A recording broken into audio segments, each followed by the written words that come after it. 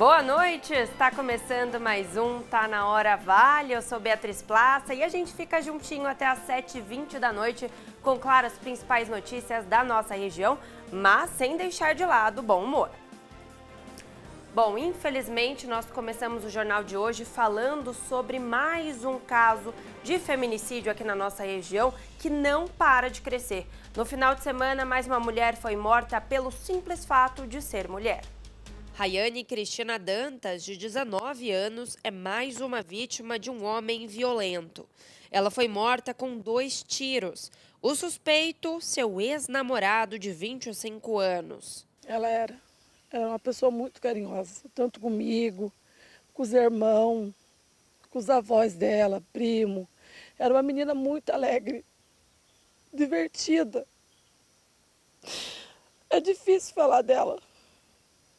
Ela não fazia mal para ninguém. Falar dela é complicado, é difícil, ainda mais agora. Só de imaginar que eu nunca mais vou ouvir a voz da minha filha de volta. Nunca mais. Eu vou ouvir ela me chamando. Ele tirou de mim tudo que era mais precioso da minha vida. Eu tenho 6 filhos. Mas ele tirou a joia da minha vida. Ele levou embora minha filha.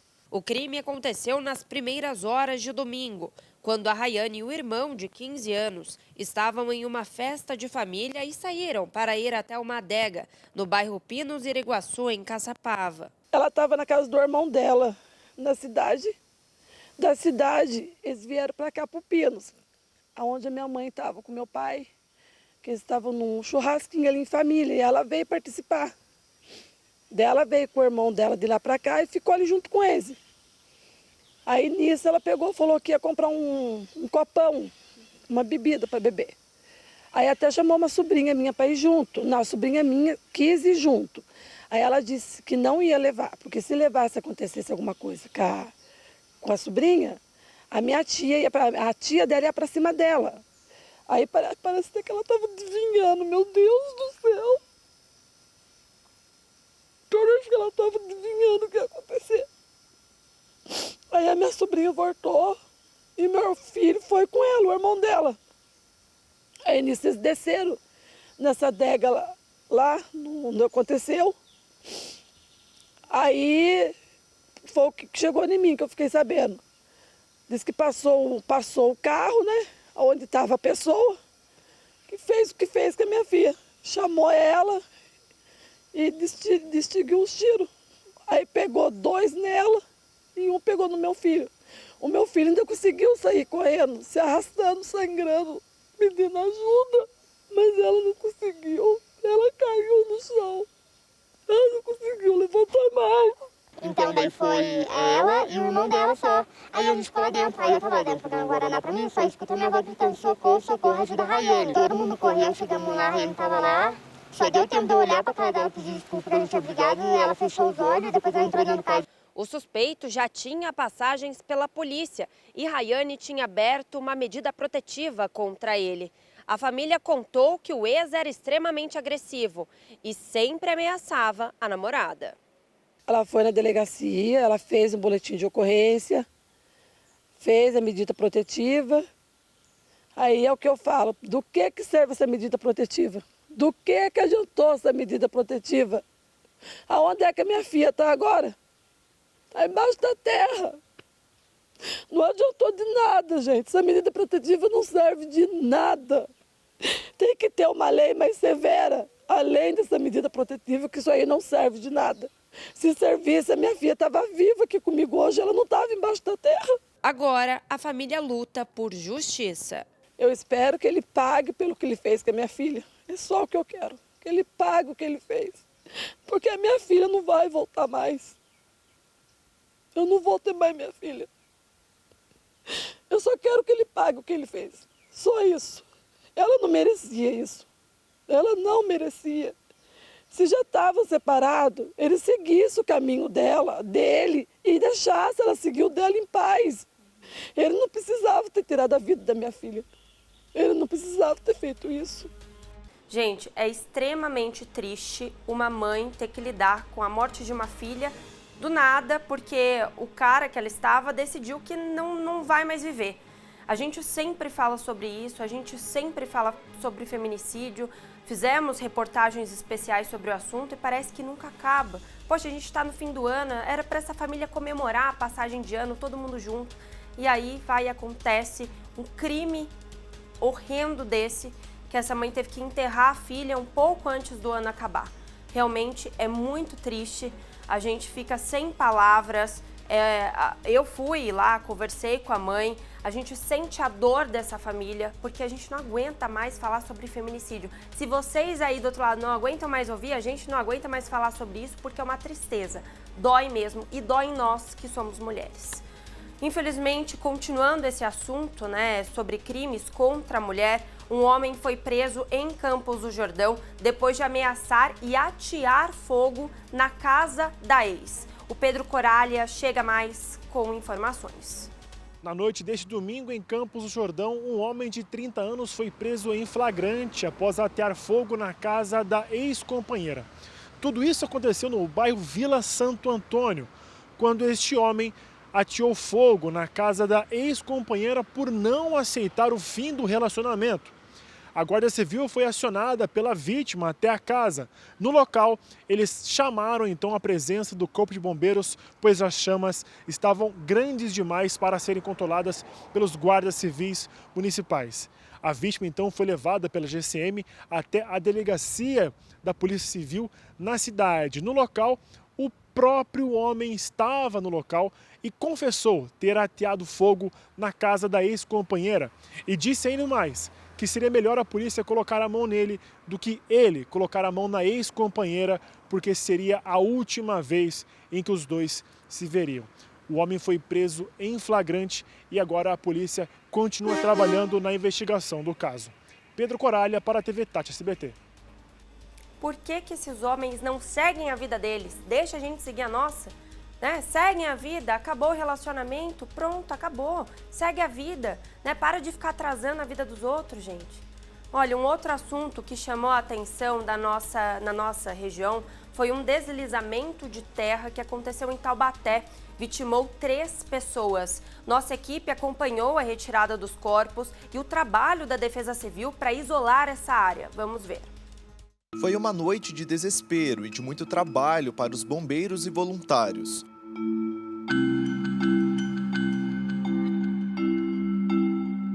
O Jean mora próximo ao local da tragédia e foi um dos primeiros a chegar. Quando eu cheguei aqui tinha poucas pessoas, né, ajudando e aí parece que tinha alguém debaixo do escombro, o pessoal estava ouvindo.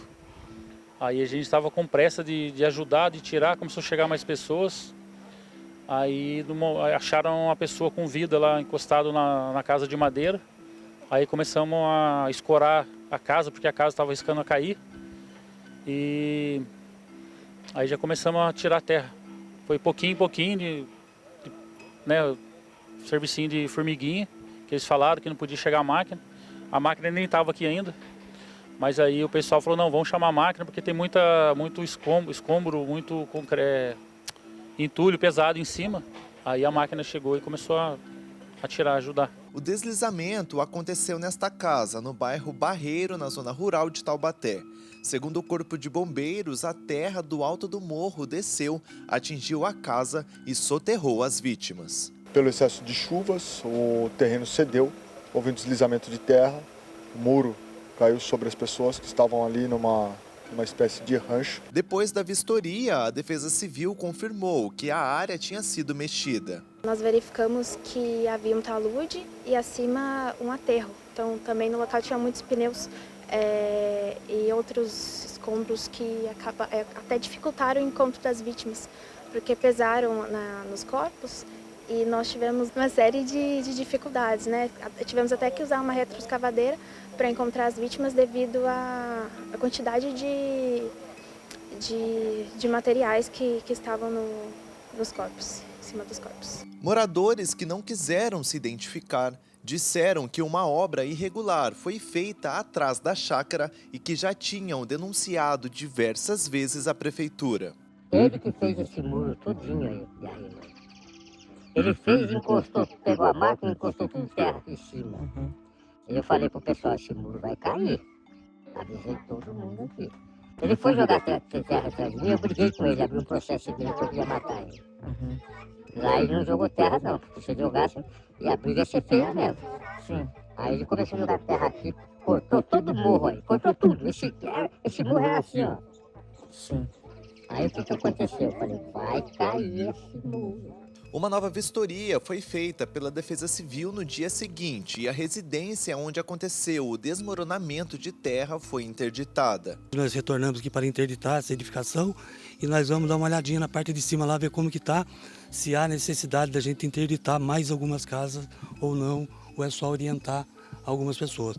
Nós trouxemos equipamentos também ontem, holofote, gerador para a gente atuar, nós atuamos até 1 da manhã e hoje nós trouxemos um plástico para a gente mitigar o risco. Se tiver algum barranco que está para deslizar, nós vamos mitigar o risco com plástico até que seja tomada a ação definitiva. Olha só, aqui de cima é possível ver o tamanho do estrago. O alto volume de chuva fez com que o morro desmoronasse e atingisse a casa. No rancho tinham 4 pessoas. Infelizmente, 3 morreram. Entre elas, o casal Carla Ciro Leite, de 38 anos, e Giovanni Rídio Gabriel Matsuda, de 34. Maurício Tavares, de 41 anos, também estava no local e era o caseiro. Gustavo Santos Escacabarose, de 49 anos, foi resgatado consciente. Ele teve uma fratura na perna e foi levado a um hospital de Taubaté e já teve alta. 2 crianças, uma de 5 e outra de 13, também estavam na casa, mas não ficaram feridas e estão sob o cuidado de parentes. A denúncia de irregularidades no terreno vizinho ao local da tragédia foi contestada pelo proprietário. Por telefone, ele disse à nossa equipe que as obras têm autorização dos órgãos competentes. Primeiramente, é uma área de posse irregular, tá certo? Mas o objeto das denúncias é uma desinteligência já há mais de 10 anos que existe entre eu e meus vizinhos da parte de baixo. Porque eu fiz o muro de arrimo com dreno, que a legislação exige para que eu fizesse o preventivo, protegendo todos eles.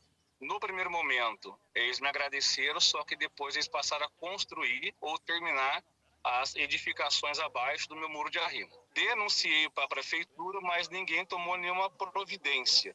Então, assim, eu lavei as minhas mãos, porque eu gastei mais de R$300 mil com preventivo e as pessoas beneficiadas, elas desestabilizaram o meu muro. Final de ano tá complicado na nossa região, né?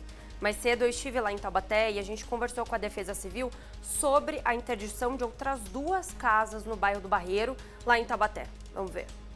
2 casas foram interditadas no bairro do Barreiro na tarde deste domingo e o local continua sendo monitorado pela Defesa Civil.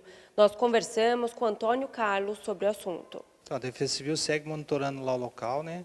2 residências foram interditadas, né, na tarde de ontem. Houve ontem uma ação em conjunto com o setor de obras, Secretaria de Fiscalização também e a Defesa Civil. Então nós entendemos que a área lá está muito estável, né? Aquele talude, né, conhecido como morro, né, pode querer dar uma precipitação muito alta, né, de chuva e haver o escorregamento. E essas casas estão abaixo desse talude, então elas podem ser atingidas. Então, por precaução, por segurança, foi realizado a interdição total das residências. Uma residência é veraneio. O proprietário tem outra residência. O outro é um senhor que mora lá. O CEDIS vai atender elas já no primeiro dia 2 de janeiro. Mas, por enquanto, ela permanece numa residência de um amigo conhecido dele. Nós vamos solicitar já na primeira semana de janeiro uma avaliação do IPA, que é o Instituto de Pesquisa Ambiental, né, que é ligado à Defesa Civil do Estado. Vamos acionar eles e eles vão fazer uma avaliação geotécnica, geológica do local lá. Vai sair um laudo, né, para a gente ver como que está a estabilidade lá daquele talude. Lembrando que no decorrer dessa semana ainda há previsão de forte chuva aqui para Taubaté. Então, se você mora em uma área de risco, fique alerta. Ligue 199 em caso de emergência. Um jovem de 16 anos foi baleado enquanto andava pelo bairro Vila Doutor João Batista, em Cruzeiro. O Pedro Coralha tem mais informações para a gente. Na noite deste domingo, em Cruzeiro, um jovem de 16 anos foi baleado no bairro Vila Doutor João Batista. Ele foi socorrido ao pronto-socorro da cidade. A polícia militar foi até o local ouvir o jovem. E em depoimento ele contou que passava pelo bairro por volta das 9h30 da noite, quando 2 homens passaram em uma moto e atiraram contra ele. Ele foi socorrido e o caso foi registrado no distrito policial da cidade. Pedro Coralha, para a TV Tati SBT. 2 homens foram detidos pela Polícia Civil de São Paulo, em Caraguatatuba, suspeitos de cometer estelionatos contra idosos. A dupla, que era de Mogi das Cruzes, usava máquinas de cartão de crédito para alterar valores durante o pagamento de vendas de produtos como panelas, furadeiras e, recentemente, até caixas de ovos. Os suspeitos estavam em um carro que era monitorado pela GCM, quando foi abordado pelos policiais. A dupla tentou fugir, mas foi rapidamente capturada. Uma idosa que havia sido vítima desses suspeitos no mês passado reconheceu o carro apreendido. Na operação, os policiais apreenderam o veículo, um celular e 2 cartões de crédito em nome de outras pessoas. Embora os homens tenham sido conduzidos à delegacia e prestado depoimento, infelizmente eles não estavam em flagrante, então eles não foram presos. E um acidente em São Sebastião deixou um ônibus de turismo destruído. O Gustavo Rosa tem essas informações pra gente. O acidente aconteceu por volta das 10 da manhã na rodovia Rio Santos, na pista sentido Caraguatatuba. Um caminhão precisou reduzir a velocidade drasticamente e o ônibus que vinha atrás não conseguiu frear a tempo e bateu a porta lateral do fretado no caminhão. As vítimas ficaram presas dentro do ônibus porque a porta lateral estava travada. Eles precisaram ser removidos pelo vidro da frente. Em nota, a Prefeitura de São Sebastião disse que os agentes de mobilidade do município auxiliaram na retirada dos passageiros e também na remoção do ônibus, que já segue fora da pista. Outro acidente que também aconteceu na rodovia Rio Santos foi em Ubatuba, próximo ao portal da cidade. 3 carros e um caminhão do Departamento de Estradas de Rodagem se envolveram no acidente no começo da tarde desta segunda-feira. Beatriz, eu volto com você no estúdio. Imagina o susto que esse pessoal levou descendo para a praia e aí um acidente como esse, né? Graças a Deus todo mundo está bem. Vamos para um rápido intervalo e voltamos daqui a pouco.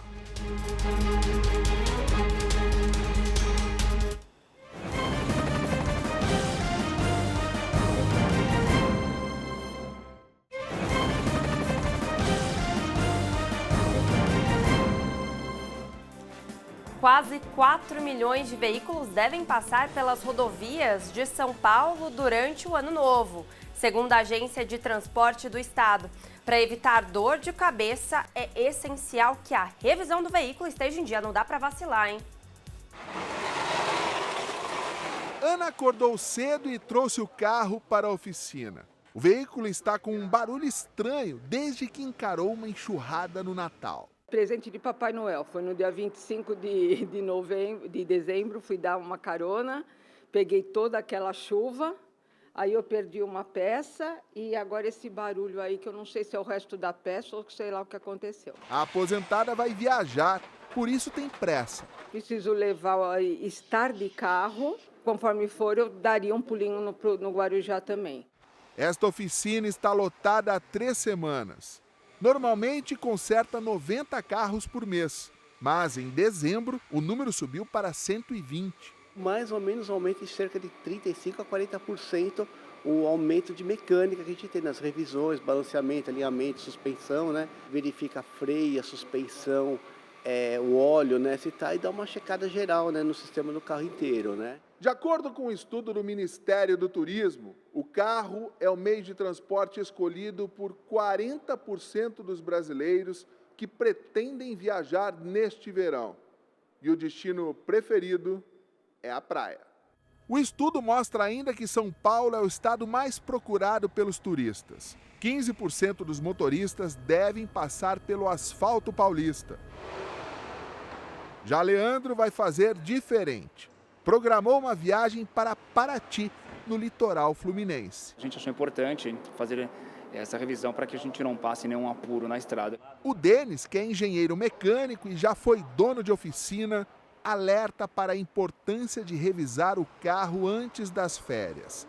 Ele diz que uma boa revisão custa entre R$ 1.000 e R$ 1.500, preço que pode equivaler ao de um guincho se o carro parar no meio da rodovia. Se um ônibus, o avião, o trem faz manutenção preventiva, você também tem que fazer. A cada 10 mil dá uma parada e faz os itens principais, como por exemplo, pneu, vê se não tem bolha, vê se está calibrado, se não está com desgaste, né? Tempo de chuva, inclusive no verão. Verificar óleo, se está no nível, água, fazer um alinhamento de rodas, né? Então é muito melhor você investir no teu carro do que investir no guincheiro. Oh, que delícia, todo mundo indo viajar. Se eu pudesse, também iria, viu? Não vou mentir, não.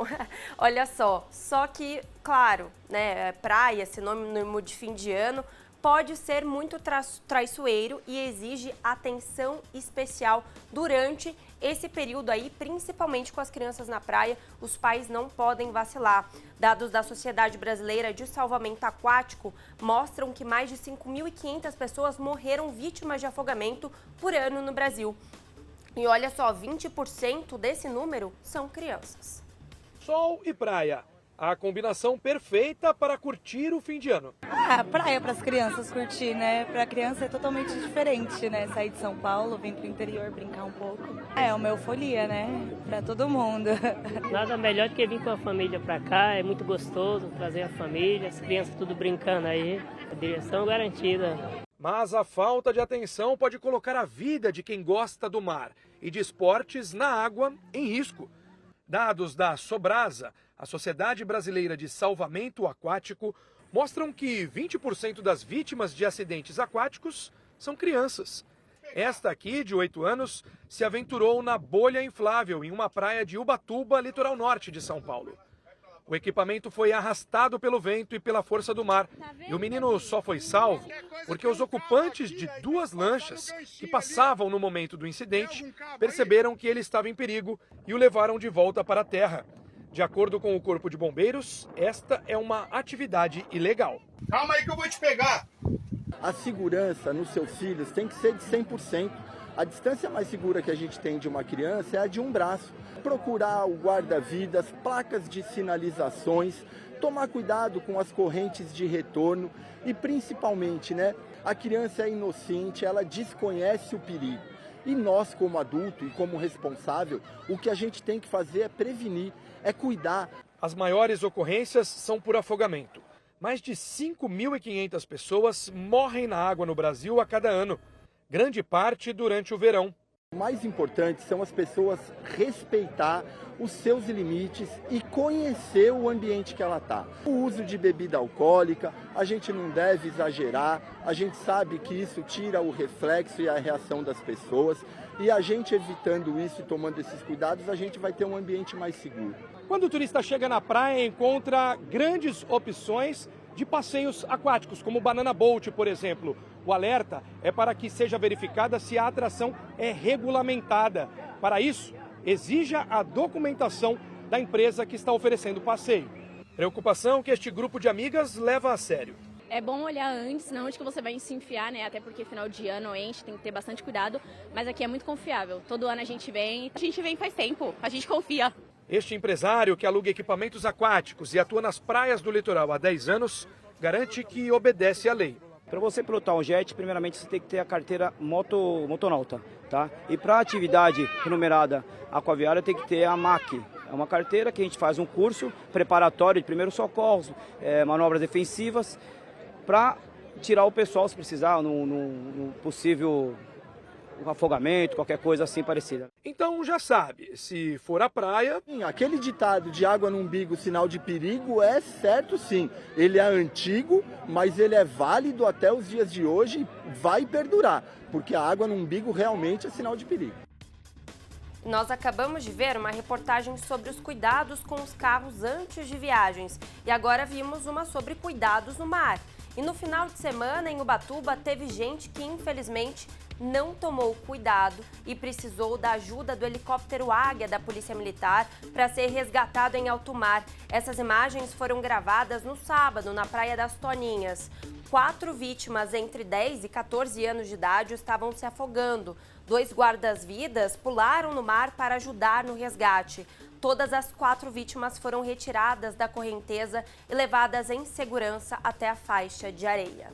E ainda falando de afogamento, o GBMAR, que é o Grupamento de Bombeiros Marítimo, divulgou os dados de ocorrências entre os dias 27, que foi sexta-feira, e 29 no domingo. Vamos ver aqui no nosso telão. Olha só, em Caraguatatuba foi a única cidade da região que não registrou afogamentos nesse final de semana. Ilhabela foram 3 ocorrências com 4 pessoas salvas. Em São Sebastião, 13 ocorrências com 23 salvos. Em Ubatuba, 21 ocorrências com 32 salvos. E aí a gente lembra que algumas ocorrências pode ter mais pessoas dentro da água. Por isso esses números não batem, né? 21 ocorrências com 32 salvos. Isso quer dizer que tinha mais pessoas dentro da água quando o salva-vidas foi resgatá-los. Então a gente precisa, claro, ter muita atenção, gente, porque nesse período é muita gente na praia, realmente com as crianças. É bom também colocar uma pulseirinha. O bombeiro, o Corpo de Bombeiros, ele oferece essa pulseirinha para as crianças. Vocês podem procurar o Corpo de Bombeiros, Caraguatatuba, Ubatuba, Ilhabela, São Sebastião, todo o nosso litoral norte, que aí é uma ajuda a mais e também uma segurança a mais para os pais. E um quiosque na Praia Grande, em Ubatuba, foi destruído por fogo na madrugada de hoje. O fogo tomou conta de tudo: cadeiras, mesas, eletrodomésticos e até produtos estocados. O prejuízo chegou a R$30 mil. Segundo os bombeiros, o local funcionava como uma espécie de galpão. As causas do incêndio estão sendo investigadas. O local estava vazio no momento desse incêndio, graças a Deus, né? Já pensou se tivesse bastante gente? Agora alta temporada, olha aí, destruiu tudo. Bom, nós vamos fazer agora um rápido intervalo, a gente volta daqui a pouco. Continua aí, não sai não, tá bom? Volto já já.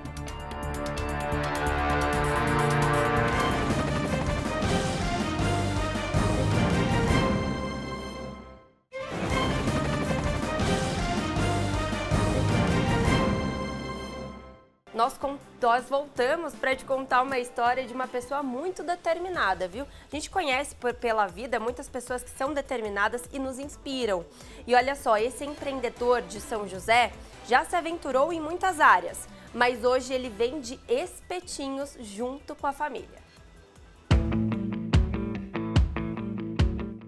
Com muita simpatia, o Vini conquista os clientes. O empresário faz questão de atender um por um da melhor forma possível. Olá, bem-vinda! Tudo bem? E aí, pessoal, obrigado, viu? Tem de carne hoje? Tem de carne e de linguiça. Olha aqui, ó. Mas a minha sugestão pra você é esse aqui, ó, porpetone. Muito bom. Bacon, carne e queijinho. Que tal? Quero. A história do Vini começou aos 9 anos, como empacotador em um supermercado. Depois conseguiu um emprego em uma loja de sapatos, mas algo dizia que ali não era o seu lugar. Eu já comecei a trabalhar em supermercado. Eu era, empacotador, né? Então, minha primeira profissão foi empacotador. Aos 16, 17 anos, comecei a trabalhar com vendas de calçados. Me estabeleci no ramo de calçados durante muitos anos. E depois, quando me casei, surgiu a vontade de ter algo próprio, de montar um negócio próprio. E então, o primeiro comércio que eu abri foi um chaveiro. Passado algum tempo, eu senti o desejo de iniciar algo no ramo alimentício. Então lá começou a incubar, né, essa mudança de ramo. Só que a minha esposa estava numa gravidez de risco e nós resolvemos então vir para São José dos Campos, que é a nossa cidade de origem. Justamente nesse tempo, um amigo querido também, que tinha um carrinho de espeto, acabou falecendo. E a esposa dele me procurou e falou assim: olha, Vinícius, há muitas coisas que meu marido deixou, mas há algumas que eu tenho um sentimento muito grande que tem que ficar com você. E ela me deu o carrinho de espetinho. Então, naquele primeiro momento, eu recebi aquele carrinho, mas sem ainda saber exatamente se era aquilo que eu ia fazer. E não há dúvidas, o esforço tem valido a pena. O negócio está dando muito certo. Por aqui são mais de 15 sabores de espetinho. Carne, frango, linguiça. São vendidos mais de 200 por dia e os clientes aprovam. Muito bom.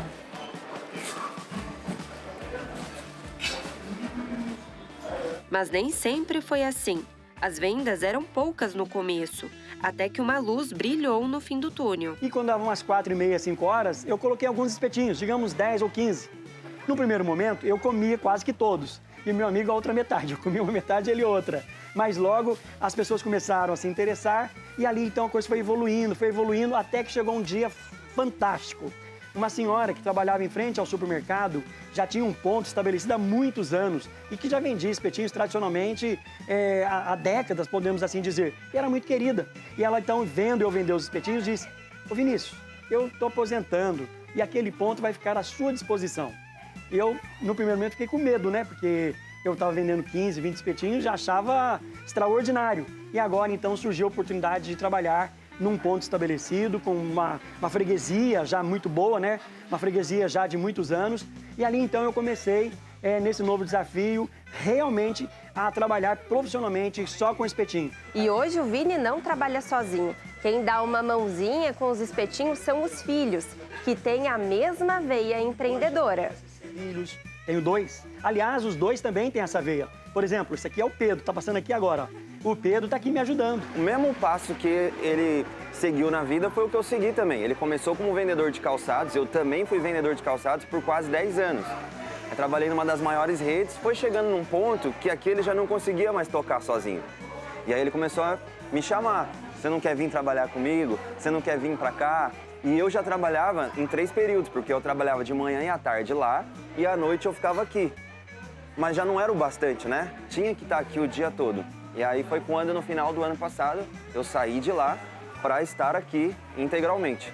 E quem disse que empreendedor se contenta somente com o primeiro negócio?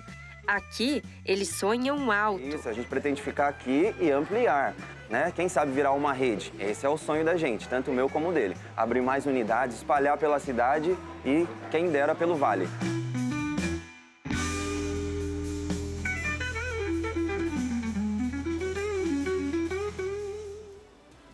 Olha, o Vini e a família são os queridos e o espetinho, ó, é maravilhoso, é de dar água na boca, gente. Vale a pena conhecer, viu?